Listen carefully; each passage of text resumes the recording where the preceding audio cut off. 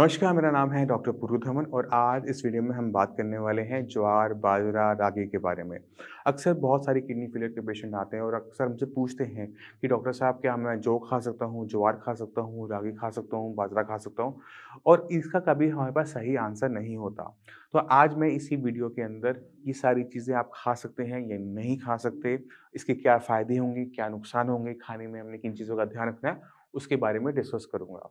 तो पहली चीज़ कि कोई भी किडनी फेलियर का पेशेंट जौ, ज्वार, बाजरा, रागी खा सकता है। इन्हें हम इंग्लिश में मिलेट्स कहते हैं। इनके अंदर और गेहूँ और चावल के अंदर एक फंडामेंटल फ़र्क होता है। वो फ़र्क है कि इनके अंदर मिलेट्स के अंदर कार्बोहाइड्रेट्स की जो मात्रा है, वो कंपैरेटिवली कम होती है। मगर अगर इनके अंदर कार्बोहाइड्रेट्स की मात्रा कम है, तो ये हमें मोटा नहीं करता और मगर इनके अंदर जो न्यूट्रिशन होता है, वो वैल्यू उससे रिच होती है, गेहूँ चावल से। तो अगर कोई इंसान अपने गेहूँ चावल को हटाकर उसकी जगह बाजरा, रागी इन सबको ऐड करता है, तो हम एक चेंज बॉडी में देखते हैं कि पेशेंट अपनी बॉडी वेट को डाउन करना स्टार्ट करता है। मगर जब बॉडी वेट कम हो रहा है, मगर बॉडी में कमज़ोरी नहीं आ रही।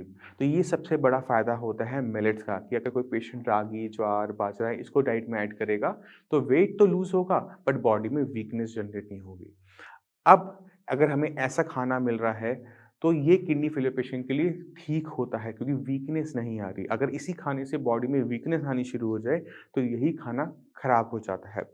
अब बॉडी में वीकनेस ना आए इसका हमें बहुत ज़्यादा ध्यान रखना पड़ता है किसी भी किडनी फेलियर पेशेंट में क्योंकि अगर बॉडी में वीकनेस आएगी तो उससे और कॉम्प्लिकेशंस पैदा होती हैं। अब कॉम्प्लिकेशन कौन-सी पैदा होती है जब हम ढंग से खाना नहीं खाते उसको हम समझ लेते हैं। अगर आप खाने के अंदर घिया, तोरी, टिंडा उबाल के हल्दी, नमक के साथ ऐसी कोई डाइट ले रहे हो, तो ये सबसे ज़्यादा खतरनाक डाइट होती है। क्योंकि अभी आपकी बॉडी में सिर्फ़ एक ऑर्गन कम काम कर रहा है, वो है आपकी किडनियाँ।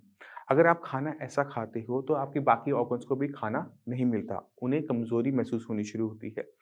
और जो किडनी की वजह से जो आपके बाकी ऑर्गन्स पे प्रेशर पड़ रहा है, आपके हार्ट पे प्रेशर आ रहा है, आपके लंग्स पे प्रेशर आ रहा है, उसकी वजह से भी हम क्या देखते हैं कि बॉडी मल्टी सिस्टम फेलियर में जाना शुरू करती है। यानी पहले किडनी खराब हो रही थी, किडनी की खराब होने की वजह से आपके हार्ट पे फ़र्क आना पड़ लग गया, आपका ब्लड प्रेशर बढ़े रहने लगा, फिर आपके लंग्स पे उसका असर आने लग गया। तो ऐसे क्या होता है कि मल्टी सिस्टम फेलियर होना शुरू हो जाता है। तो आपने ध्यान क्या रखना है कि अपनी बॉडी को आपने अच्छे से ताकत देनी है और अच्छे से ताकत देने के लिए हमें अच्छे से खाना खाना पड़ेगा। एक और कॉम्प्लिकेशन हमें देखने को मिलती है जब हम ढंग से खाना नहीं खाते, वो है खून की कमी। किडनी फेलियर पेशेंट में खून की कमी कॉमन दिक्कत है। अगर आप खाना नहीं खा रहे, तो आपके शरीर में प्रोटीन नहीं जाएगा, आयरन नहीं जाएगा, फॉलिक एसिड नहीं होगा और आपकी बॉडी में ब्लड नहीं बन पाएगा।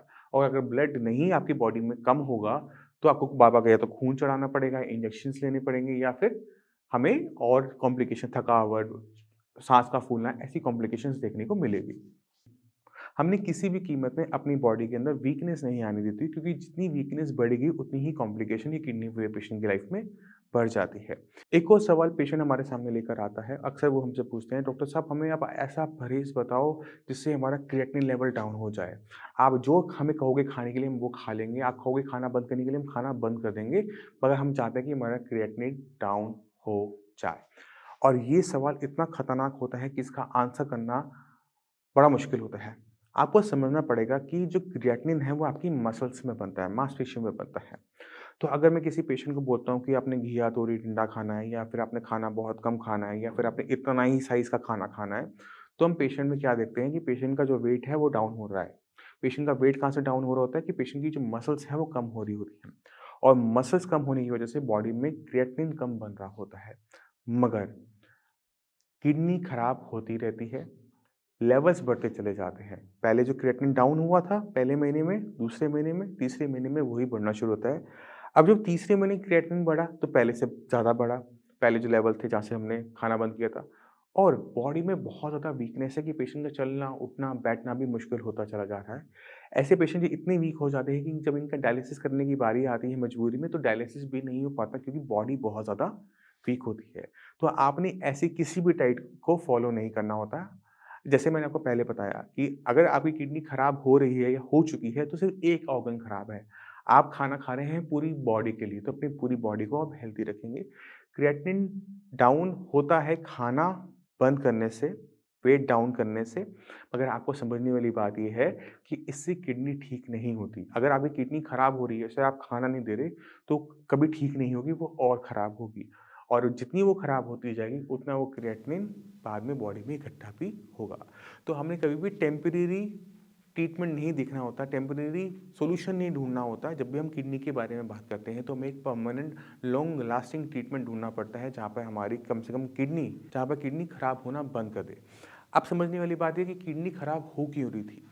80% पेशेंट के अंदर किडनी बीपी या शुगर की वजह से खराब होती है। तो अगर आपने खाना-पीना बंद भी कर दिया है, बीपी शुगर आपका ज़्यादा बना हुआ भी है, तो आप खुद सोच सकते हैं जो बीपी शुगर आपका ज़्यादा बना हुआ है, किडनी खराब होती रहेगी तो क्रिएटिनिन भी बढ़ना शुरू हो जाएगा। अगर वो एक आधा पॉइंट नीचे भी चला गया है, तो वहाँ पे वो टिक नहीं पाएगा। तो मैं उम्मीद करता हूँ इस वीडियो से आप समझ गए कि मिलेट्स किडनी फेलियर पेशेंट के लिए अच्छे हैं या नहीं हैं, और कौन-कौन से मिलेट्स हम खा सकते हैं, और खाना कितना इम्पोर्टेंट होता है किसी भी किडनी फेलियर पेशेंट में। फिर भी आपके माइंड में कोई भी डाउट हो, कुछ भी पूछना चाहते हो, डॉक्टर्स अवेलेबल हैं, उनसे आप बात कर सकते हैं, उनसे पूछ सकते हैं। अब इसी के साथ आपसे भी मैं चलने की आज्ञा चाहूँगा। मिलते हैं अगली वीडियो में, तब तक के लिए नमस्कार।